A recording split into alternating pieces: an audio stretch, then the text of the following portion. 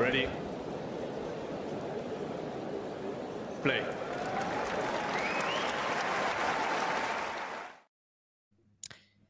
Hello, everybody. We are here to announce the passing of Nick Bollettieri. I hope I'm saying his name rightly there, Nick. Yeah, Nick Bollettieri. Yeah. Somebody that I was familiar with. I'm 43 years old. I was familiar with him as a coach of Andre Agassi. Of course, his time in the sport stretches back a lot further than that, though, doesn't it, Nick? Yeah, I mean, he started working as a tennis coach in the 50s in Miami. Very much, he would admit himself, he was a fake it till you make it coach in the early days. He didn't really know what he was doing. His partner at the time had to show him which end of the racket was the handle and what to do with it. Nick was never anything but quite frank about that. But yeah, he began coaching in the 50s in Miami and has been involved in tennis for however many 60 plus years since then. And how did you know him, Nick? I was a sports writer at The Independent 20 years ago. It was that I first sort of had a professional conversation with Nick about exploring whether we could get him to come to The Independent, particularly during Wimbledon, and write columns for us, because he was, by that point, he was most famous probably at that point for having been Andre Agassi's coach when Agassi won Wimbledon in '92, as in his hands-on tour coach in the box as he won that famous title. He'd also, by that point, had a string of players coming out of his academy or who had worked with him at his academy in Florida. So we're talking about Monica Seles, Jim Courier, Brian Gottfried, Anna Kournikova, famously, or maybe infamously, given some people's sort of attitudes to whether she focused enough on her tennis. But yeah, a huge name, Anna Kournikova. So this was 2002, and we wanted Nick to start doing columns from 2003. So and that's how I sort of got to know Nick, because he would come over to Wimbledon each year, and I would work with him writing his daily columns.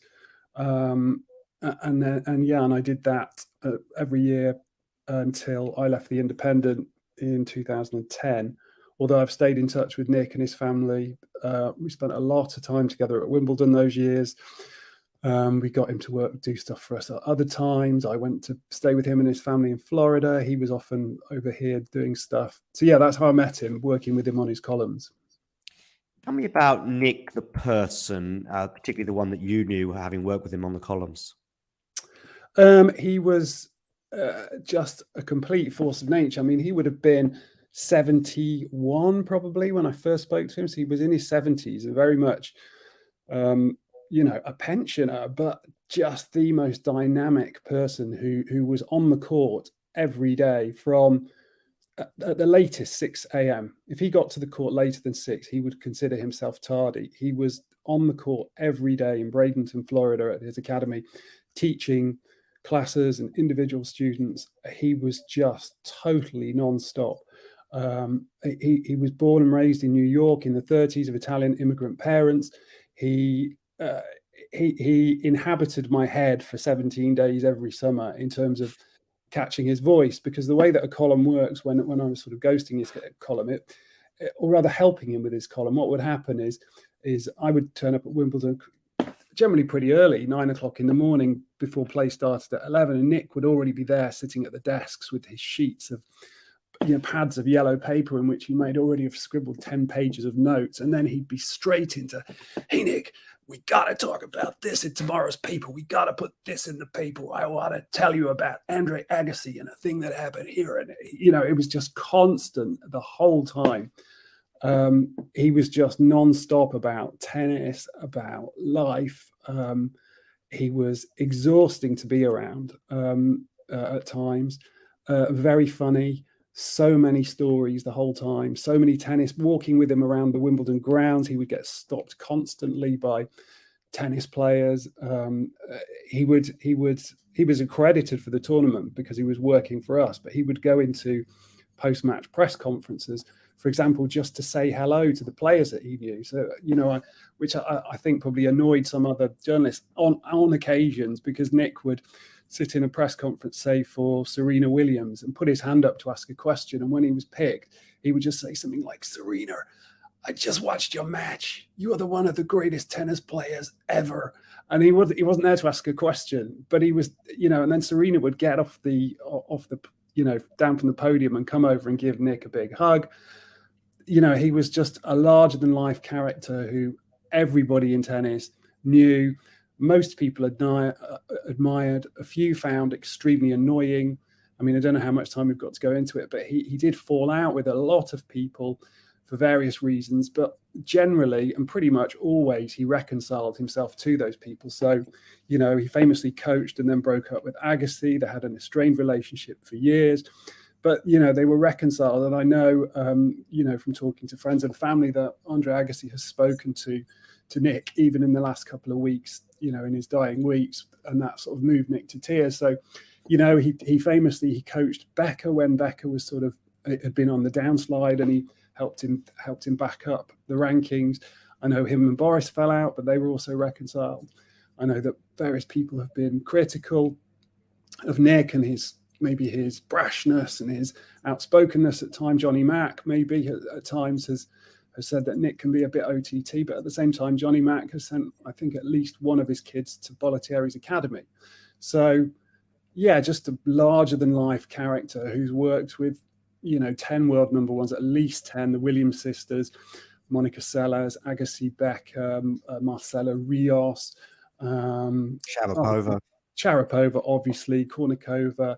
Tommy Haas, I don't think he got to number one, but they certainly worked together. Yeah, there were Nicole Vidasova, I think she was number one for a period, Yelena Jankovic, Tommy Haas, obviously, Kei Nishikori, again, not number one, I don't think, but certainly slam contender.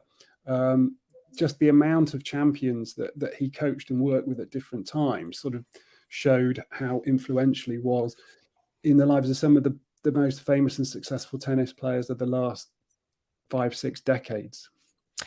I really became aware of him during the Agassi times. That would have been in the early 90s. I was sort of just approaching my teens. But I also very quickly became aware of his academy and the godfather of tennis coaching in so many respects, even in the 90s. So you can imagine how that legendary status has evolved. I knew one or two tennis players, albeit of a very sort of amateur level. That I remember one girl I knew, actually, she had the chance to go to his camp in Florida. It was in a day as well when coaches weren't really that well known. Now we live in a world where we've got TV on our screens all the time, and we've got 24-hour news channels, and also we've got channels like this on the internet too. So we're becoming more aware of the Patrick Moratoglus, the Tim Cahills, and so on and so forth. The Darren Cahills. But Bollettieri, that would be a good story. Tim Cahill, giving up his job in Qatar to become a tennis coach. Yeah, indeed. But Bollettieri was sort of the first one, if you like. I mean, we see it on the screen here, age 91, but he was working into his 80s. And I can hear from your voice, Nick, and some of the comments you've made, the enthusiasm he had. Yeah, I mean, I guess what really was pioneering about Bolly, rather than him being a one-to-one coach, though he was that for some big players, was he was the first person to set up the residential hot housing academy, which of course has been very successful and also had its detractors saying, kids being, taken away too early at 7 or 8 or 10 to be basically in a boarding school environment. But he pioneered that. I think it was the 70s. He first started taking people into his house, and he had some grounds and some tennis courts. And later he developed the academy on the current site in Bradenton, Florida. Nick, again, always admitted he was a terrible businessman. And also because he had so many wives and so much alimony to pay, he wasn't necessarily great with money. So a combination of not being great with money and being a terrible businessman meant that the academy itself, didn't work for him financially. And that's how it ended up being bought by IMG in 1987, I think. But they realized that Nick was absolutely central to it. So Nick became, in effect, an employee of IMG from the late 80s. But that model, the model of having a hothouse talent factory, was something that Bolly pioneered from the 70s into the 80s, and obviously it still exists today. Now, there's maybe some misconceptions about the academy, that it's just for people who are going to become professionals. I mean, it's not. It's got, at any given time, dozens or hundreds of students. It's got schools on site.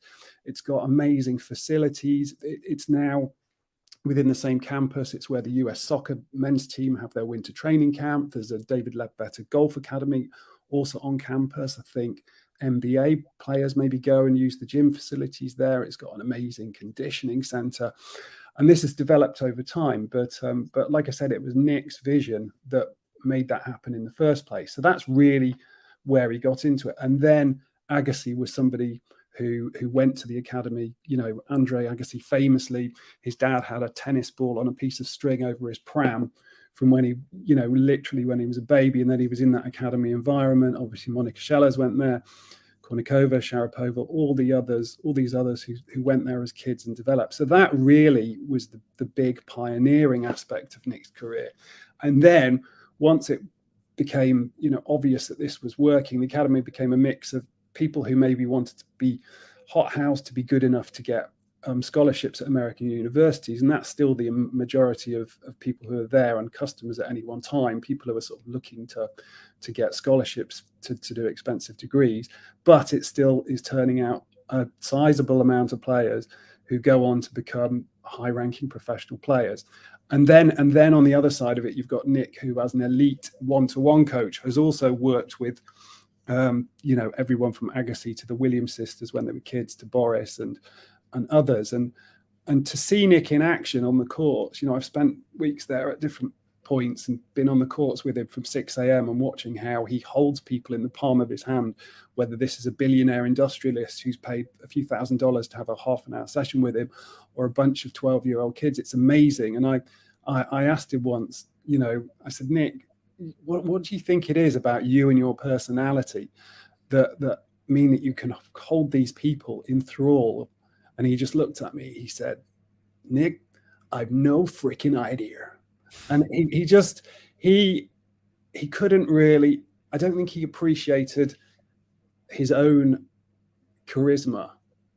I mean, he knew he was sort of charismatic, and he was loud, and he was in your face, and he was a salesman. I mean, more than anything, he was a salesman. He was a salesman for tennis, and he was a salesman for himself, but he was also a tennis evangelist.